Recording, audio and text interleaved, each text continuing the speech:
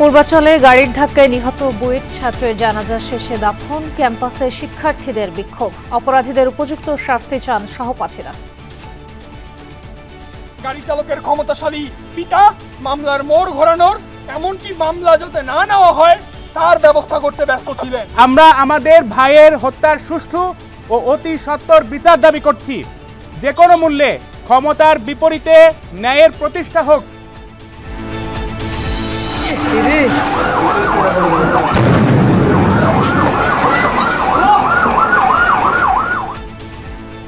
চার ঘন্টার চেষ্টায় নিয়ন্ত্রণ উত্তরায় রেস্তোরাঁর আগুন, আহত 7 জনকে উদ্ধার। গ্যাস লিকেজ থেকে আগুনের সূত্রপাত ধারণা ফায়ার সার্ভিসের। ফায়ার ফাইটিং ইকুইপমেন্ট পাইনি। এই বিল্ডিংয়ে আমরা আমাদের জানা মতে আমরা নোটিশ দিয়েছি। এই বিল্ডিংয়ে আমাদের যে ফায়ার সেফটি প্ল্যান সেটাও নাই। উপদেষ্টা হাসান আরিফ আর নেই। রাষ্ট্রপতি ও প্রধান উপদেষ্টার শোক, মেয়ে বিদেশ থেকে ফিরলে কাল দাফন। কলকাতার সঞ্জীবা গার্ডেনে পাওয়া দেহাংশ এমপি আনারেরই, মেয়ের সাথে মিলল ডিএনএ। সিআইডি জানালো খাল ও ফ্ল্যাটে পাওয়া নমুনাগুলো তারই। 2 মাসের মধ্যে আত্মপ্রকাশ ঘটবে নতুন রাজনৈতিক দলের নেতৃত্বে। জুলাই আন্দোলনের শিক্ষার্থীরা আগামী নির্বাচনে অংশ নেয়ার পরিকল্পনা। আগামী 1-2 মাসের মধ্যে বৈষম্য বিরোধী যে ছাত্র আন্দোলন আছে তারা এই রাজনৈতিক দলকে মাঠে আনতে সক্ষম হবে। নতুন যে রাজনৈতিক দল আমরা প্রত্যাশা করছি তাদের কার্যক্রম আসলে শুধুমাত্র কথার মধ্যে সীমাবদ্ধ থাকবে না। গণঅভ্যুত্থানে খুলনায় নিহত 58 জনের পরিবারকে জুলাই স্মৃতি ফাউন্ডেশনের আর্থিক সহায়তা। গণহত্যার বিচার করতে না পারলে বড় ব্যর্থতা হবে সরকারের। আইফোন কিনতেই ব্যাংক ডাকাতির পরিকল্পনা করেছিল 3 বন্ধু, জানালেন কেরানীগঞ্জ থানার ওসি। 1 মাস ধরে চলে রেখেই ভাঙা হয় সিসি ক্যামেরা। আনুমানিক 1 মাস পূর্ব থেকে তারা প্ল্যান করছে যে এই ধরনের একটা ঘটনা ঘটাবে। তারা বিভিন্ন জায়গায় বসেছে, এই বিষয়ে কথা বলেছে। তারা সিসি ক্যামেরার ডিভাইসটা ভেঙে ফেলেছে, বাট আমরা সেটার ভাঙা অংশটুকু পাইনি।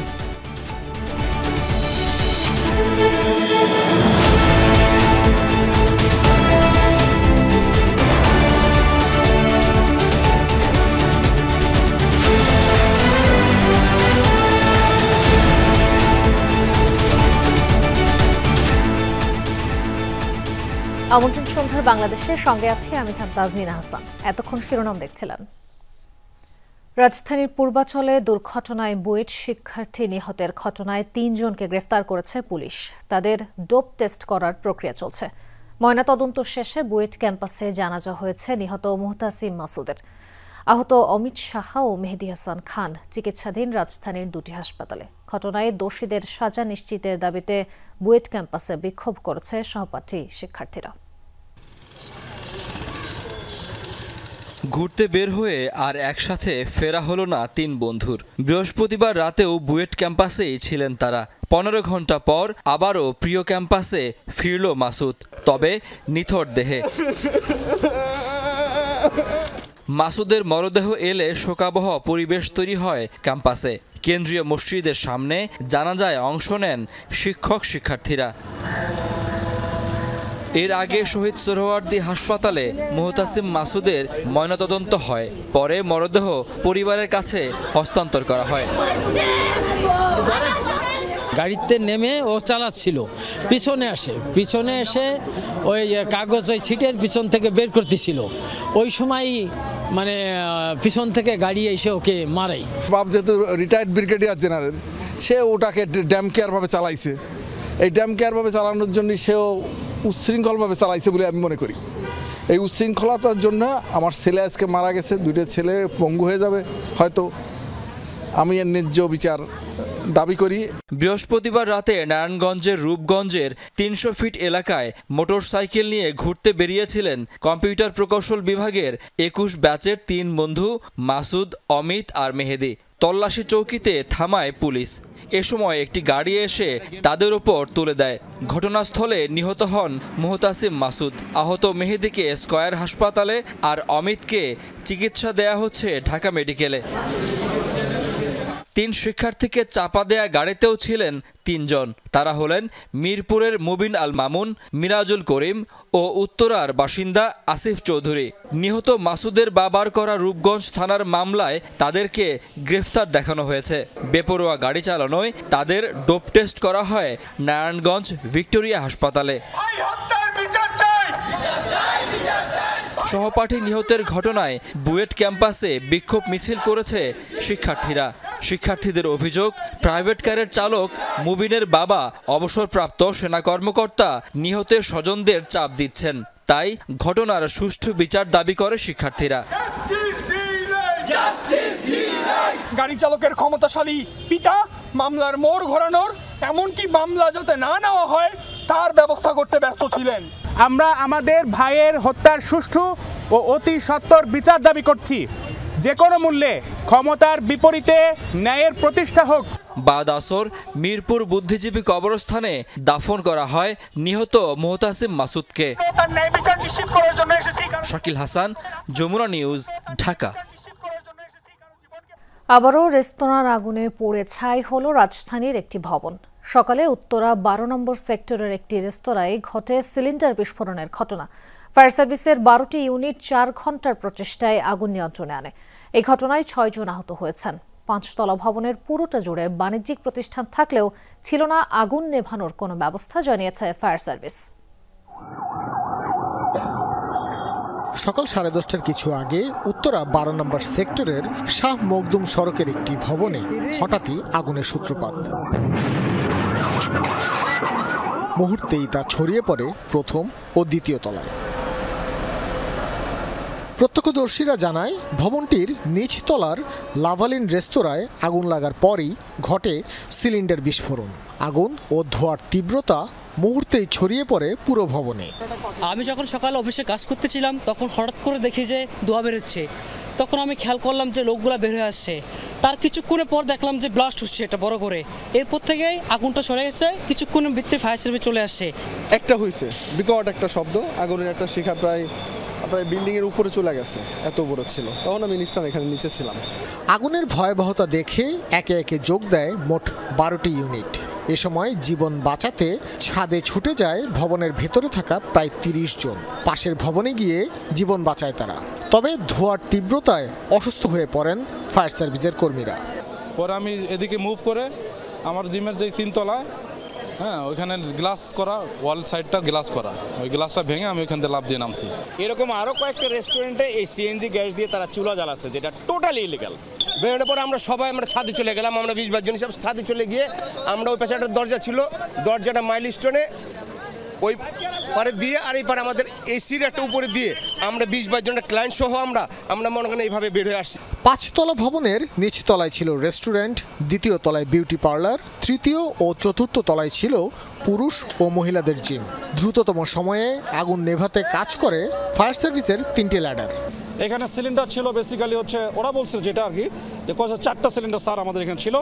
এর মধ্যে আমরা একটা সিলিন্ডার বের করতে পারছি। এরপরে এখানে 3টা সিলিন্ডার আসলে বাস্ট হয়েছে। আমি ঘুম থেকে উঠা আর কি দেখলাম যে এখান থেকে আগুন বের হইতেছে। তো আইসা দেখলাম যে এখান থেকে সিএনজির যে আছে না সিলিন্ডার, ওই সিলিন্ডার দিয়া মানে ওই রেস্টুরেন্টে পাক করতো আর কি। এখন প্রশ্ন হচ্ছে যে সিএনজির সিলিন্ডার দিয়ে কেন রেস্টুরেন্টে পাক করে। দুপুরের পর আগুন পুরোপুরি নিয়ন্ত্রণে আসে। ফায়ার সার্ভিস জানায়, প্রতিটি ফ্লোরে তীব্রভাবে গ্যাস জমেছিল, যার কারণেই আগুন নেভাতে সময় লেগেছে বেশি। গাফিলতি বলতে আমি বলেছি যে এটা অগ্নির দৃষ্টিকোণ থেকে এটা একটি ঝুঁকিপূর্ণ বিল্ডিং, অগ্নিকাণ্ডের দৃষ্টিকোণ থেকে এটা আমরা বলতে পারি। এবং এটা একটা মাত্র সিঁড়ি ছিল, এসকেপ রুট সেভাবে ছিল না। আপনারা দেখেছেন যে বিল্ডিং থেকে বিল্ডিং কিভাবে আমাদের মই 3 পার্ট ল্যাডার দিয়ে পার করেছি আমরা। এবং আরেকটা জায়গায় দরজার যে ওটা কাঠ ভেঙে একটার সাথে আরেকটা জোড়া দিয়ে আমরা পার করেছি। এত বড় অগ্নিকাণ্ডের ঘটনা ঘটলেও দুপুর পর্যন্ত দেখা মেলেনি ভবন বা হোটেল মালিকের। অগ্নিকাণ্ডের কারণ উদ্ঘাটনের পর পুলিশের পক্ষ থেকে আইনানুগ ব্যবস্থা নেওয়া হবে বলে জানিয়েছে ফায়ার সার্ভিস। ভাস্কর ভাদুরী, যমুনা নিউজ, ঢাকা। অন্তর্বর্তী সরকারের বিমান ও পর্যটন এবং ভূমি উপদেষ্টা এএফ হাসান আরিফ মারা গেছেন। ইন্না লিল্লাহি ওয়া ইন্না ইলাইহি রাজিউন। বিকেলে হৃদক্রিয়া বন্ধ হয়ে রাজধানীর ল্যাবএইড হাসপাতালে মারা যান তিনি। তার বয়স হয়েছিল ৮৩ বছর। হাসান আরিফ সুপ্রিম কোর্টের একজন জ্যেষ্ঠ আইনজীবী ছিলেন। তিনি সাবেক অ্যাটর্নি জেনারেল এবং ফখরুদ্দিন আহমেদের নেতৃত্বে তত্ত্বাবধায়ক সরকারের আইন, বিচার ও সংসদ বিষয়ক মন্ত্রণালয়, ভূমি এবং ধর্ম বিষয়ক মন্ত্রণালয়ের উপদেষ্টা হিসেবে দায়িত্ব পালন করেছেন। তার মৃত্যুর খবরে হাসপাতালে ছুটে যান প্রধান উপদেষ্টা, উপদেষ্টা পরিষদের সদস্য, রাজনীতিবিদ সহ বিভিন্ন শ্রেণী পেশার মানুষ। হৃদরোগে আক্রান্ত হয়ে শুক্রবার দুপুরে রাজধানীর ল্যাবেড হাসপাতালে ভর্তি হন অন্তর্বর্তী সরকারের উপদেষ্টা এএফ হাসান আরিফ। হাসপাতালে নেওয়ার পরই চিকিৎসকেরা তাঁকে মৃত ঘোষণা করেন। এর মধ্য দিয়ে অবসর হলো ৮৩ বছর বয়সী হাসান আরিফের বর্ণাঢ্য জীবনের। মাননীয় উপদেষ্টা হাসান আরিফ সাহেব ৩টার সময় আমাদের এখানে এসেছেন। ওনাকে আমরা মৃতই পেয়েছি। মৃত পাওয়ার পরে আমরা আমাদের প্রোটোকল অনুযায়ী সমস্ত চেষ্টা করেছি এবং ৩:৩৫ ওনাকে মৃত ঘোষণা করা হয়। উপদেষ্টা পরিষদের বয়োজ্যেষ্ঠ এই সদস্যের মৃত্যুর খবর পেয়ে শেষবারের মতো দেখতে হাসপাতালে আসেন প্রধান উপদেষ্টা ডক্টর মোহাম্মদ ইউনূস। সেখানে কিছু সময় থাকেন প্রধান উপদেষ্টা, সান্ত্বনা দেন পরিবারের সদস্যদের। উপদেষ্টা পরিষদের প্রবীণ সদস্যের মৃত্যুতে শোক জানিয়েছেন প্রধান উপদেষ্টা। যে গত 4 মাস এই ইন্টারিম গভর্নমেন্টে উনি ছিলেন একজন, মানে আমি ক্যাবিনেট মিটিংগুলো দেখেছি, উনি প্রত্যেকটা ডিবেটে খুবই পার্টিসিপেট করতেন। প্রত্যেক বিষয়ে ওনার সুচিন্তিত মতামত উনি দিতেন। উপদেষ্টা পরিষদের সদস্যরাও শেষবারের মতো দেখতে আসেন প্রিয় সহকর্মীকে। অঙ্গনে এমন সজ্জন, বিদ্বান, ভদ্র, প্রাজ্ঞ একজন আইনজীবী খুঁজে পাওয়া আসলেই দুষ্কর। একটা হাসান আরিফ স্যারের মৃত্যু মানে হচ্ছে আইনজীবী হিসেবে একজন। উনি উপদেষ্টা সদস্য হিসাবে আমাদের সবচেয়ে অ্যাক্টিভ, সবচেয়ে উদ্যোগী উপদেষ্টাদের একজন ছিলেন। জাস্ট 4 দিন আগে যখন ইস্ট তিমুরের প্রেসিডেন্ট এসেছিলেন, উনি স্যারের সাথে টেবিলে বসেছিলেন। স্যার ভিতরে গিয়ে বলছিল যে কত উচ্ছল, আনন্দময়, প্রাণবন্ত মানুষ ছিলেন। মৃত্যুর খবরে হাসপাতালে ছুটে আসেন হাসান আরিফের স্বজন, ঘনিষ্ঠজনেরা। বিএনপি মহাসচিব মির্জা ফখরুল ইসলাম আলমগীর সহ বিভিন্ন রাজনৈতিক দলের সদস্যরাও শেষবারের মতো দেখতে আসেন অন্তর্বর্তী সরকারের এই উপদেষ্টাকে। তিনি একজন বিশিষ্ট গণতন্ত্রে বিশ্বাসী মানুষ ছিলেন এবং এখন যে ট্রানজিশনের যে পিরিয়ডটা, এই গণতন্ত্র উত্তরণের যে পথ, যে কাজ শুরু হয়েছে, এই সময়ে তার খুব বেশি প্রয়োজন ছিল বলে। অত্যন্ত উঁচু মানের একজন সিনিয়র আইনজীবী ছিলেন। তার আইনের জ্ঞান যেমন ছিল, তার মধ্যে স্বচ্ছতাও তেমন ছিল। এই দুইটা জিনিস অনেক জায়গায় পাওয়া কঠিন। উপদেষ্টা হিসাবে তিনি এই পদে আসার পরে, দায়িত্বে আসার পরে আমরা একসাথে অনেক সময় বসেছি, কথা বলেছি। তাকে মনে হয়েছে যে একজন খাঁটি দেশপ্রেমিক মানুষ উনি। গত ৮ আগস্ট অন্তর্বর্তীকালীন সরকারের উপদেষ্টা হিসেবে শপথ দেন এএফ হাসান আরিফ। একই দিনে প্রধান উপদেষ্টা হিসেবে ডক্টর মোহাম্মদ ইউনূস শপথ গ্রহণ করেন। এএফ হাসান আরিফ 2001 থেকে 2005 সালের 28 এপ্রিল পর্যন্ত অ্যাটর্নি জেনারেল হিসেবে দায়িত্ব পালন করেন। এছাড়া ফখরুদ্দিন আহমেদের নেতৃত্বাধীন তত্ত্বাবধায়ক সরকারের আইন, বিচার ও সংসদ বিষয়ক মন্ত্রণালয়, ভূমি এবং ধর্ম মন্ত্রণালয়ে উপদেষ্টার দায়িত্ব পালন করেন। 1941 সালে কলকাতা জন্মগ্রহণ করেন হাসান আরিফ। কলকাতার সেন্ট জেভিয়ার্স কলেজ থেকে মাধ্যমিক এবং উচ্চ মাধ্যমিক শিক্ষা সম্পন্ন করেন। এরপর স্নাতক এবং এলএলবি ডিগ্রি সম্পন্ন করেন কলকাতা বিশ্ববিদ্যালয় থেকে। ভারতের পশ্চিমবঙ্গে কলকাতা হাইকোর্টে 1947 সালে আইনজীবী হিসেবে কাজ করেন। এরপর ঢাকায় এসে বাংলাদেশ হাইকোর্টে কাজ শুরু করেন। এএফ হাসান আরিফ বিদেশি বিনিয়োগকারীদের পরামর্শ, নির্মাণ সালিশ, বাণিজ্যিক সালিশ, অর্থ, ব্যাংকিং এবং সিকিউরিটিজ বিষয়, কর্পোরেট, বাণিজ্যিক ও ট্যাক্সেশন বিষয়, সাংবিধানিক আইন বিষয়, পাবলিক আস্বাদন, আরবিট্রেশন এবং বিকল্প বিরোধ সমাধানের অন্যান্য পদ্ধতি নিয়ে কাজ করছিলেন। অন্তর্বর্তী সরকারের এই উপদেষ্টার মৃত্যুতে শোক জানিয়েছেন রাষ্ট্রপতি মোহাম্মদ শাহাবুদ্দিন, প্রধান উপদেষ্টা ডক্টর মোহাম্মদ ইউনূস, উপদেষ্টা পরিষদের সদস্যবৃন্দ, বিভিন্ন রাজনৈতিক দল, সামাজিক সংগঠনের নেতৃবৃন্দ সহ বিশিষ্টজনেরা। বাদেশা ধানমন্ডির বায়তুল আমান মসজিদে প্রথম নামাজের জানাজা অনুষ্ঠিত হবে হাসান আরিফের। শনিবার সকাল 11টায় হাইকোর্ট প্রাঙ্গণে দ্বিতীয় নামাজের জানাজা শেষে শহীদ বুদ্ধিজীবী কবরস্থানে দাফন করা হবে তাঁকে। তাহিদ মিথুন, যমুনা নিউজ, ঢাকা। উপদেষ্টা হাসান আরিফের প্রথম জানাজার বিষয়ে জানাতে ধানমন্ডির বায়তুল আমান মসজিদ থেকে যোগ দিচ্ছেন সহকর্মী আলামিন হক অহন।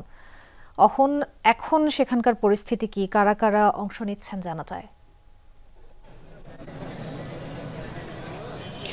যারা উপদেষ্টা রয়েছেন প্রায় সবাই এসেছেন। এখন প্রধান উপদেষ্টা ডক্টর ইউনূসের অপেক্ষা, কিছুক্ষণের মধ্যে হয়তো তিনি এসে পৌঁছাবেন। তবে জানাজার যে আনুষ্ঠানিকতা সেটি নামাজের পরেই শুরু হবে। নামাজের জন্য যে মুসল্লিরা এবং জানাজায় অংশ নেওয়ার জন্য যেসব মুসল্লি, তাদেরকে একটি আর্টস ওয়ে পার হয়ে যেতে হচ্ছে, আপনি জেনে থাকবেন। যেহেতু প্রধান উপদেষ্টা এখানে আসছেন জানাজায় অংশ নেওয়ার জন্য, যে কারণে নিরাপত্তা বাড়ানো হয়েছে এবং আশপাশের সড়কগুলোর যে ট্রাফিক সেটির বিকল্প ব্যবস্থাও করা হয়েছে। হাসান আরিফের মরদেহ এখন থেকে প্রায় ঘণ্টাখানেক আগে ল্যাবেড হাসপাতাল থেকে বের করা হয় এবং তারপরে তার যে গোসলের জন্য ধানমন্ডিতে একটি স্থানে নেওয়া হয়েছিল। কিছুক্ষণ আগেই তার মরদেহের গোসল শেষ করে বাইতুল আমান মসজিদের ভেতরে কিছুক্ষণ আগে মরদেহ নেওয়া হয়েছে। আমরা দেখেছি স্বজনরা তো এসেছেন, আমি যেমনটি বলছিলাম উপদেষ্টা প্রায় সবাই এসেছেন, একই সঙ্গে সেনা প্রধানও এসেছেন, রাষ্ট্রীয় যারা গুরুত্বপূর্ণ ব্যক্তি রয়েছেন তারাও এসেছেন। জানাজার প্রস্তুতি নামাজের পরেই নেওয়া হবে, নামাজ শেষ হওয়ার পরপরই শুরু হবে। আপনাকে জানিয়ে রাখি, ধানমন্ডি 7 নম্বর রোডের এই মসজিদের ভেতরে একেবারেই নিরাপত্তা বলয়ে ভেদ করেই মুসল্লিরা ঢুকছেন জানাজায় অংশ নেওয়ার জন্য এবং তারপরে হয়তো জানা যাবে। আপনি জেনে থাকবেন যে তার মেয়ে দেশের বাইরে আছেন, তিনি আসার পরে তার দাফনের যে ব্যবস্থা সেটি হবে। তবে আগামীকাল সকাল 11টায় তিনি দীর্ঘদিন যেখানে কাটিয়েছেন তার পেশাগত কারণে সেই আদালত চত্বরে তার দ্বিতীয় জানাজা অনুষ্ঠিত হবে। যুক্ত হওয়ার জন্য ধন্যবাদ আহন। জিপিএইচ কোয়ান্টাম B600TR বাংলাদেশের উচ্চ শক্তি সম্পন্ন একমাত্র রড। ভারতের পশ্চিমবঙ্গে পাওয়া মরদেহের খণ্ডিত অংশগুলো সাবেক এমপি আনোয়ারুল আজিম আনারেরই। নিখোঁজের 7 মাস পর পশ্চিমবঙ্গ সিআইডি নিশ্চিত করল সেপটিক ট্যাঙ্ক ও খাল থেকে উদ্ধার হওয়া দেহাবশেষের সাথে আনারের মেয়ের ডিএনএ মিলেছে। এর আগে গত মাসে কলকাতায় গিয়ে ডিএনএ নমুনা দিয়েছিলেন আনারের মেয়ে মুমতারিন ফেরদৌস ডরিন।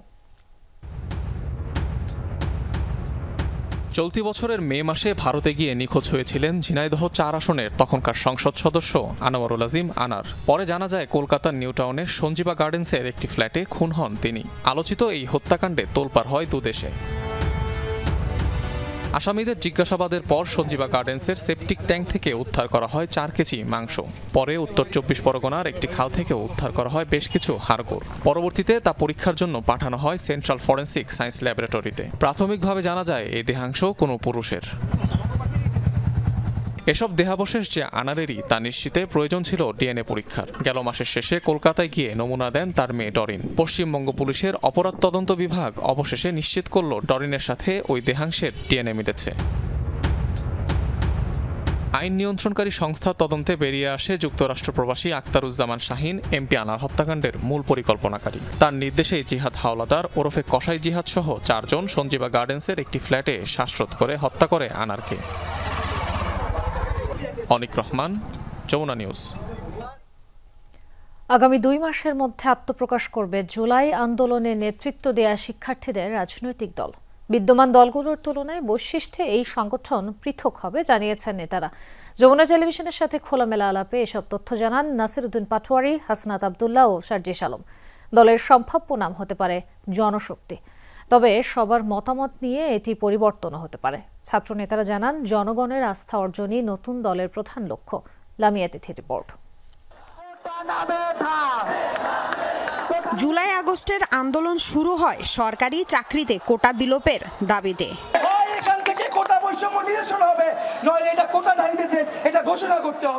ধীরে ধীরে সরকার পতনের কঠোর কর্মসূচিতে সফল হন তারা। প্রসঙ্গ আসে রাষ্ট্র মেরামতের। ফ্যাসিবাদী ব্যবস্থা থাকলে আবারও দেশে শেখ হাসিনার জন্ম নিতে পারে। অন্তর্বর্তী অরাজনৈতিক সরকার ধীরে ধীরে এগিয়ে যাবে নির্বাচনের দিকে। জনপ্রতিনিধিদের হাতে দায়িত্ব তুলে দেওয়া দেশ পরিচালনার। 2025 সালের শেষ দিক থেকে 2026 সালের প্রথমার্ধের মধ্যে নির্বাচনের সময় নির্ধারণ করা যায়। এবার সেখানে নিজেদের অবস্থান দেখতে চান শিক্ষার্থীরা, নামতে চান ভোটের লড়াইয়ে। বর্তমান আমাদের পরিস্থিতি, মাঠের যে অ্যাসেসমেন্ট, সেই অ্যাসেসমেন্ট অনুযায়ী আগামী 1-2 মাসের মধ্যে বৈষম্য বিরোধী যে ছাত্র আন্দোলন আছে তারা এই রাজনৈতিক দলটি মাঠে আনতে সক্ষম হবে। প্রশ্ন হচ্ছে কেমন হতে পারে নতুন এই রাজনৈতিক প্ল্যাটফর্ম? ছাত্র নেতারা বলছেন এতদিন যে ধরনের রাজনীতি সবাই দেখেছেন তারা তার ব্যতিক্রম হবেন। ফেসিবাদী যে সাংবিধানিক যে কাঠামো সেটা আমরা চাই না, এবং আমরা এই নতুন রাজনৈতিক দলে পুরাতন যে আমাদের টেন্ডারবাজি, চাঁদাবাজি, জনগণের জন আকাঙ্ক্ষার বিপরীতে গিয়ে বিভিন্ন দেশের এজেন্ডার ভিত্তিতে যে রাজনৈতিক দলগুলো পরিচালিত হয়ে আসছে সেগুলো আমরা যাব না।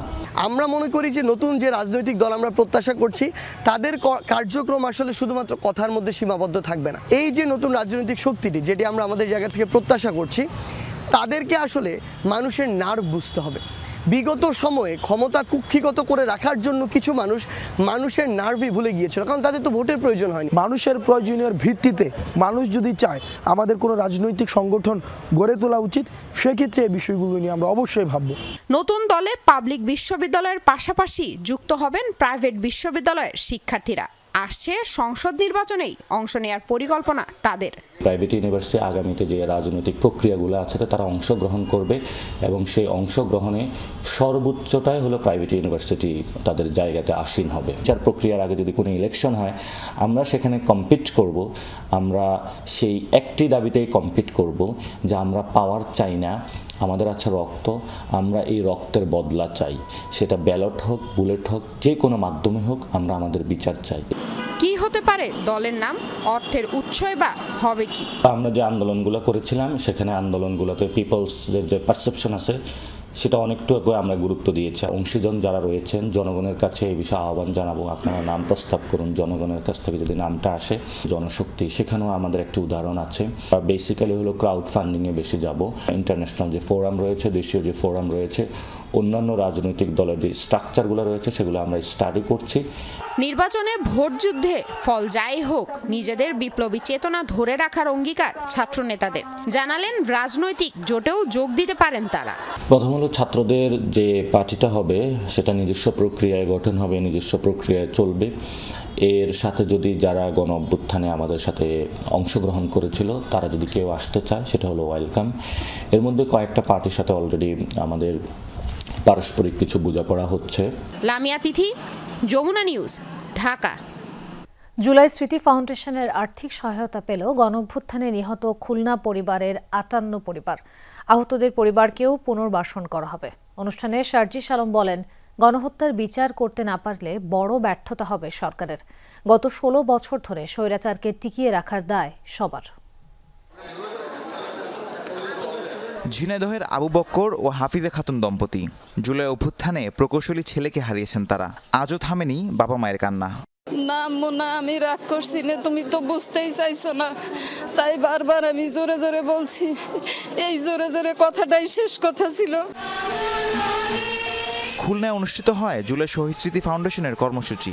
এতে বিভাগের 10 জেলার নিহত 58টি পরিবারের সদস্যরা অংশ নেন। তাদের কেউ হারিয়েছেন সন্তান, কেউ স্বামী, কেউ বা হারিয়েছে বাবাকে। তৈরি হয় এক আবেগ ঘন পরিবেশ। বিভিন্ন রকমের আশা দিত আমারে, আমার সেই পাখি চলে গেছে, আমি কি করে থাকবো?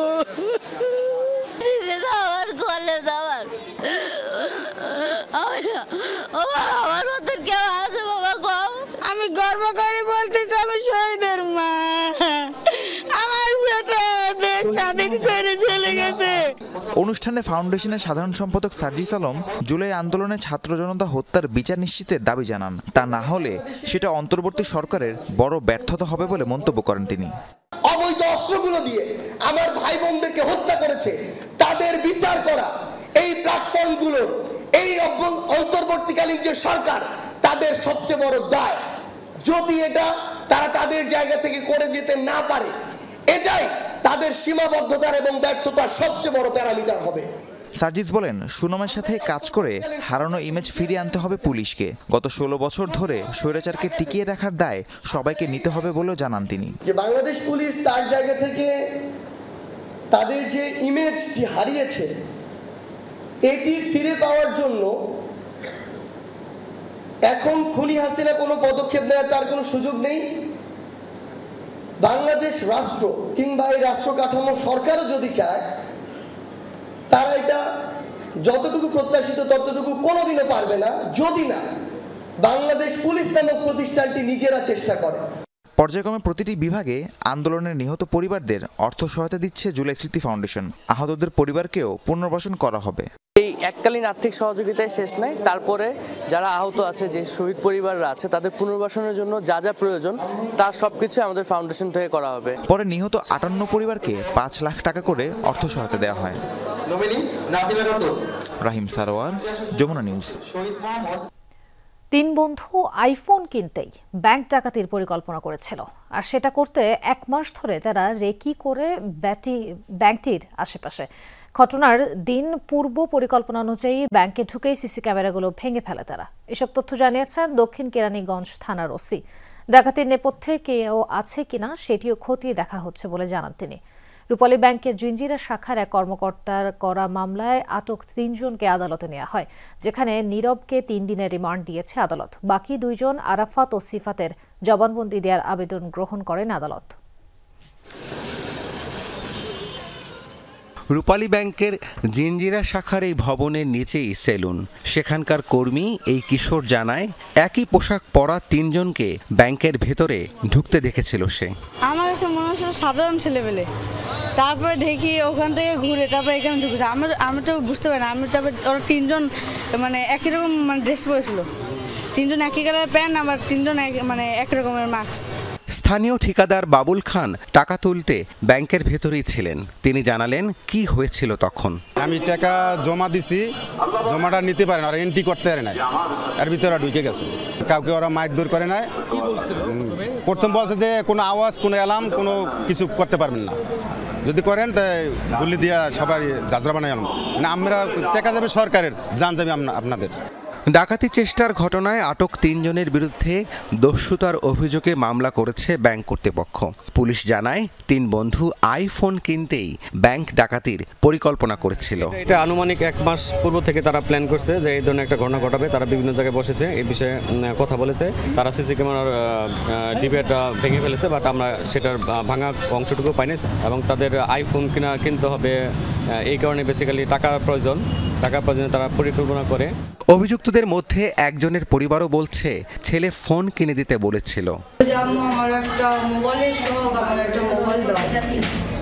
তখন আমার আব্বু বলে যে এতটুকু বাচ্চারা এখন মোবাইল দিলে বাচ্চা যদি নষ্ট হয়ে যায়, সেই জন্য আব্বু রাজি হয়। দিনে দুপুরে ব্যাংক ডাকাতি চেষ্টার ঘটনায় আতঙ্কে ব্যবসায়ী ও স্থানীয়রা।